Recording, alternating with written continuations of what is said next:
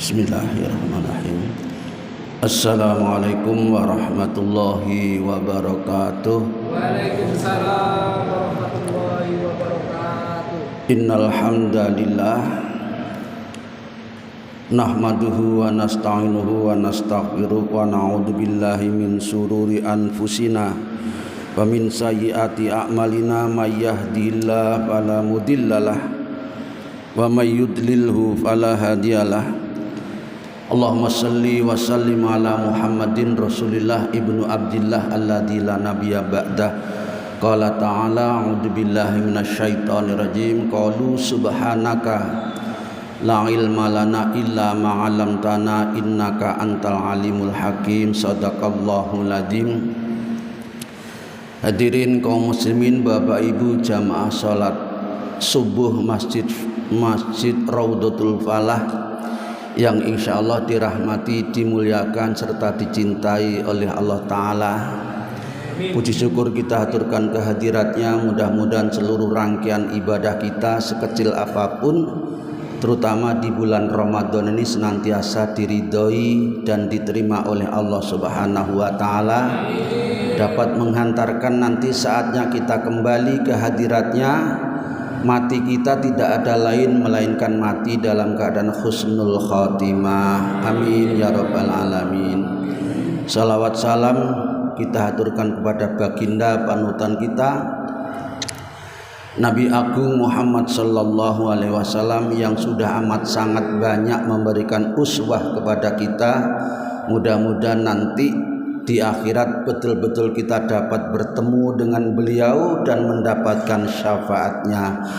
Amin ya rabbal alamin. Hadirin yang dirahmati Allah Ta'ala, di antara kandungan isi Al-Quran ini para ulama berbeda pendapat untuk mengelompokkannya.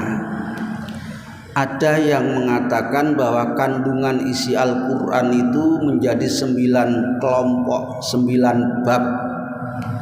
Ada yang cuma 7 bab, ada yang 5 bab atau 5 kelompok. Bahkan Profesor Quraisy Shihab itu mengatakan isi kandungan di dalam Al-Quran itu hanya ada 3 kelompok atau 3 macam saja. Tentang akidah, tentang syariah atau fikih, dan tentang akhlakul karimah menurut Profesor Quraisy Shihab. Hadirin yang dirahmati Allah Ta'ala, terlepas berapa kelompok, karena waktu yang terbatas ini saya tidak bisa menyampaikan semuanya. Insya Allah sak cukupnya waktu saja. Nggih. Hadirin, materi ini kandungan-kandungan isi pokok dalam Al-Quran, kalau di fakultas kuliah ini disampaikan 2 semester, hadirin, 1 tahun. Nah, ini kita hanya akan menyampaikan kultum oleh piro saoleh-oleh. Hadirin, kelompok yang pertama atau bagian isi kandungan Al-Quran yang pertama adalah tentang akidah. Ini paling banyak disebutkan di dalam Al-Quran. Bahkan menurut ahli, seluruh yang disebutkan, yang disampaikan oleh Allah Ta'ala di dalam Al-Quran itu adalah akidah atau keyakinan. Bagaimana kita bisa meyakini, bisa mengamalkan kalau kita tidak meyakini bahwa Al-Quran itu adalah hudan lil muttaqin, petunjuk bagi orang-orang yang bertakwa. Tetapi hadirin, di dalam kelompok yang pertama ini disebutkan akidah tentang tauhid atau muwahadah, mengesahkan Allah Subhanahu wa Ta'ala. Ayat-ayat yang berkaitan dengan tentang keesaan Allah luar biasa banyaknya. Yang paling terkenal yang panjenengan atau kita sering baca surat Al-Ikhlas itu, qul huwallahu ahad, Allah itu maha esa, dan seterusnya. Wa ilahukum ilahu wahid, juga tentang keesaan Allah Subhanahu wa Ta'ala. Kemudian panjenengan setiap hari baca ayat kursi juga tentang keesaan Allah Subhanahu wa Ta'ala. Pokoknya banyak sekali kalau kita sebutkan. Hadirin yang dirahmati oleh Allah Ta'ala, masih berkaitan dengan akidah tentang alam gaib misalnya, tentang yang gaib misalnya. Firman Allah di dalam surat yang kedua Al-Baqarah ayat yang kedua dan seterusnya. Dzalikal kitabu la raiba fih. Al-Quran itu tidak boleh sama sekali diragukan lagi bagi orang-orang yang beriman apalagi yang bertakwa. Kenapa? Karena Al-Quran itu adalah hudan lil muttaqin, petunjuk bagi orang-orang yang menyatakan bertakwa kepada Allah Ta'ala. Hadirin, ini keyakinan. Kalau kita tidak yakin adanya yang gaib, kita bisa berlaku dan berbuat apa saja semau kita. Tetapi karena kita meyakini adanya yang gaib, terutama adanya Allah Subhanahu wa Ta'ala, zat yang maha gaib, maka kita terikat dengan aturan-aturan yang terdapat di dalam Al-Quran itu sendiri dan apa yang disampaikan oleh baginda Rasulullah Sallallahu Alaihi Wasallam. Hudan lil muttaqin, Al-Quran itu petunjuk bagi orang yang takwa. Siapa itu orang yang takwa? Al-Quran berikutnya merinci-rinci. Hudal alladzina yu'minuna bil ghaib. Lanigi, yang pertama orang yang muttaqin itu kata Allah adalah orang yang yakin, bukan hanya percaya tapi yakin betul adanya yang gaib, terutama terhadap adanya Allah Subhanahu wa Ta'ala. Karena kita yakin ada Allah, maka kita akan menyatakan bahwa Allah Tuhan kita dan kita pun melakukan apa yang ditentukan, diaturkan oleh Allah Subhanahu wa Ta'ala. Kemudian yakin pula tentang adanya para malaikat. Kita yakin di setiap saat kita disertai oleh para malaikat dan seluruh amal-amal kita dicatat oleh para malaikat dan seterusnya. Hadirin yang dirahmati oleh Allah Ta'ala, sekali lagi saya singkat-singkat saja. Ini kelompok yang pertama. Kelompok yang kedua adalah tentang fikih atau tentang syariat atau tentang ibadah, ubudiyah. Al-Quran luar biasa banyaknya ayat-ayat yang mengatur tentang ibadah terhadap kita. Yang paling terkenal adalah tentang wudhu. Hadirin yang dirahmati Allah Ta'ala, panjenengan kalau sholat itu pasti harus menjaga kesucian, suci dari hadas dan najis. Cuma Al-Quran tidak menyebutkan kalau yang kita lakukan ketika akan wudhu itu akan sholat itu adalah wudhu. Al-Quran bilangnya idza kuntum ila sholati faghsilu wujuhakum wa aydiyakum ilal marafiq, kemudian wamsahu biruusikum wa arjulikum ilal ka'bain. Al-Quran hanya mengatakan demikian. Hadirin, tentang istilah wudhu ini yang menyebutkan Rasulullah Sallallahu Alaihi Wasallam. Berdasarkan ayat ini, hadirin yang dirahmati oleh Allah Ta'ala, ketika kita melakukan wudhu, hal yang wajib, sekali lagi yang wajib dibasuh itu cuma ada 3: muka, 2 tangan sampai siku-siku, dan kaki sampai mata kaki. Ini yang wajib dibasuh. Untuk kepala tidak dibasuh, yang hadirin yang dirahmati Allah Ta'ala, tetapi diusap. Jangan sekali-kali membasuh, nanti panjangan wudhu ambil air piok ini malah salah, malah tidak benar, karena perintahnya diusap. Telsi dimasukkan ke telinga, diputar ke belakang, balikan lagi, sudah cukup. Ini untuk mengusap kepala. Hanya ini yang wajib membasuh atau mengusap di dalam wudhu atau ketika wudhu. Sementara niat yang paling wajib adalah di dalam hati. Untuk kumur-kumur dan menghisap air dalam hidung memang diperintahkan, tetapi bukan Al-Quran yang memerintahkan. Itu sunnah yang diajarkan oleh Rasulullah Sallallahu Alaihi Wasallam. Rasul juga mengajarkan setelah selesai wudhu bacalah tasyahud atau doa selesai melakukan wudhu. Ini ayat yang menerangkan tentang bersuci atau melakukan wudhu. Kemudian hadirin yang dirahmati oleh Allah Subhanahu wa Ta'ala, ayat tentang masih berkaitan dengan ubudiyah atau tentang syariah atau tentang fikih adalah tentang waktu-waktunya sholat. Ini yang masih banyak belum mengetahuinya.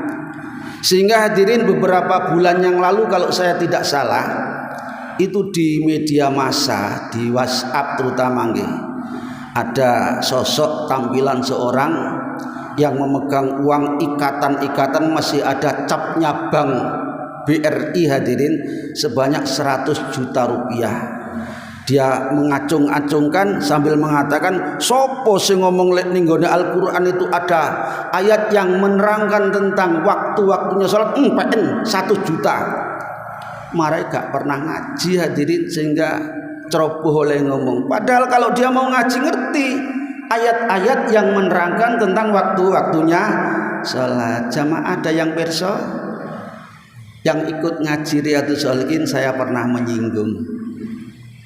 Panjenengan nanti buka ulang ya surat 17 insyaallah Al-Isra ayat 78. Allah berfirman, a'udzubillahi minasyaitonirrajim, aqimis sholata liduluki syamsi ila ghosakil lail wa qur'anal fajr. Ini hadirin yang dirahmati oleh Allah Ta'ala, ayat muhkamat sebetulnya, ayat yang begitu dibaca langsung bisa paham, tetapi kalau tidak digurukan juga tidak ngerti. Tidak termasuk ayat mutasabbihat sebetulnya ini. Kata Allah Ta'ala, aqimis sholata liduluki syams, dirikanlah salat liduluki syams, karena ini istilahnya rada angel. Duluk itu kalau misalnya ada benda kayak gini nggih, benda ngadeg, kemudian bayangannya sudah mengkleng ke arah timur, napa niku istilahnya? Tergelincir ke arah barat matahari nggih. Ini di dalam Al-Qur'an istilahnya dulukus syamsi. Jadi ketika bayang-bayang dari satu benda sudah mengarah ke arah timur, ini sudah duluk, masuk kepada waktu duhur. Menurut para ahli, para pakar yang mengetahui tentang ilmu Al-Qur'an, maka duluk itu dibagi dua. Panjenengan eling-eling kolek anak wong nantang di waktunya sholat di dalam Al-Qur'an, ini panjenengan sebutkan. Duluk ini dibagi dua. Ketika bayang-bayang dari benda ini masih lebih pendek dari bendanya, maka itu disebut duluk yang pertama, itu masih waktu duhur. Ntar terus matahari bergeser ke arah barat, sehingga bayang-bayang benda ini lebih panjang daripada bendanya. Nek pun bayang-bayang satu benda lebih panjang daripada bendanya, maka sudah masuk duluk yang kedua, itulah waktu asar. Ini ilmu, lek gak di ilmu ini gak ngaji gak ngerti, sehingga dia berani uang 100 juta ngumpein nek ono ayat yang menerangkan tentang waktunya sholat. Ketok lek gak tahu, pancen lek jak ngaji kadang-kadang angel ngoten niku. Ini duluk yang pertama, waktunya pun jeng 15 menit. Yang kedua, ila ghosyakil lail, kata Allah Ta'ala, aqimis sholata liduluki syamsi, kemudian ila ghosyakil lail. Ghosak bahasanya Al-Quran. Jadi matahari ketika terus merengsek ke barat, nek kita ke barat terus ke arah ufuk, ke arah huruf, kemudian dia terbenam matahari itu istilahnya di dalam Al-Quran ghosak, terbenam. Lek pun mlebu kabeh mboten ketok mataharinya, itu masuk di ghosak yang pertama. Sudah terbenam matahari memang, tapi sinarnya masih memancarkan terang, mega merah. Lek tasik terang, sinarnya masih terpancar ke arah atas, sehingga kita bisa melihat apa saja. Hadirin yang dirahmati Allah Ta'ala, Rasul pernah menyebutkan suatu ketika sholat maghrib didirikan, kemudian sholat maghrib selesai, di antara jamaah waktu itu sahabat ada yang mencoba melemparkan satu anak panah, dilemparkan seret, jatuhnya anak panah ini masih kelihatan, menunjukkan waktu maghrib itu masih terang di sana. Tapi di Arab sana waktu itu belum banyak pohon-pohonan, belum ada bangunan-bangunan tinggi. Sekarang ya sudah kurang lebih saja. Kalau di sana maghrib masih terang waktu itu. Nah hadirin yang dirahmati Allah Ta'ala, ini namanya ghosak yang pertama. Kemudian terus matahari tenggelam sampai tidak kelihatan, bukan tidak kelihatan mataharinya, tapi sinarnya juga hilang, peteng dedet kayak semacam sekarang ini. Lek pun gelap gulita, tidak ada sinar lagi, itu masuk ghosak yang kedua, namanya itu waktu Isya. Zaman dulu gak ono jam ngeten iki. Jadi Nabi lek nerangkan waktu berdasarkan ayat ini. Lek pun tergelincir matahari masuk duhur, lek pun terbenam matahari masuk maghrib. Tidak ada jam sak menit waktu itu. Nah, hadirin yang dirahmati Allah Ta'ala, itulah waktu Isya gosyak yang kedua. Terus matahari berjalan sesuai dengan ketentuan Allah Subhanahu wa taala. Sampailah wa Qur'anal fajr, kata Allah Ta'ala. Mulai dari sana rantak-rantak itu fajar. Nggih. Fajar itu ada dua, ada fajar shadiq, fajar yang menerangkan bahwa waktu subuh sudah masuk, ada fajar kadzib. Fajar kadzib itu sebelum munculnya fajar shadiq untuk mengecoh kita, supaya orang yang bangun waktu malam itu merasa sudah subuh, sehingga dia melakukan sholat subuh menjadi tidak sah sholatnya. Kenapa? Karena belum waktu fajar shadiq. Nah, hadirin yang dirahmati oleh Allah Ta'ala, subuh ini ada beberapa istilah. Kadang-kadang disebut dengan subuh. Jadi sholat subuh ya sholat yang seperti baru saja kita kerjakan ini. Ada istilahnya lain adalah sholat ghoda. Ada lagi sholat fajar. Kalau panjenengan disebut oleh orang sholat sunat fajar, yaitu sholat sunnah qobliyah subuh, luar biasa nilainya ini. Saya tidak menerangkan itu, waktunya wis entek soal ini. Hadirin yang dirahmati Allah Ta'ala, kenapa Allah menyebutkan di dalam istilah subuh di ayat itu dengan istilah Qur'anal fajr? Ini salah satu keterangan yang menerangkan bahwa ayat-ayat yang dibaca ketika sholat subuh kayak gini tadi, yang disunahkan agak panjang adalah sholat subuh. Lek sholat selain subuh ya jangan panjang-panjang. Bahkan kalau maghrib pendek saja. Baru-baru ada video yang beredar nggih, imam ngimami dilabrak oleh makmumnya. Kenapa?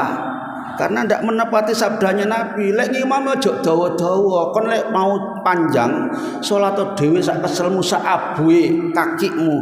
Tapi lek ngimami ana sing tuwa jamaahe, ana sing mules laan, ada yang musafir dan lain sebagainya. Karena itu pokok sudah memenuhi syarat rukun, yang penting khusyuk dan tumuk ninahnya terjaga, insya Allah sudah cukup. Karena itu hadirin, kalau bisa lek mau jamaah subuh ini dikondisikan. Panjenengan lek rasa kebelet yo ndang nang mburi sik nggih.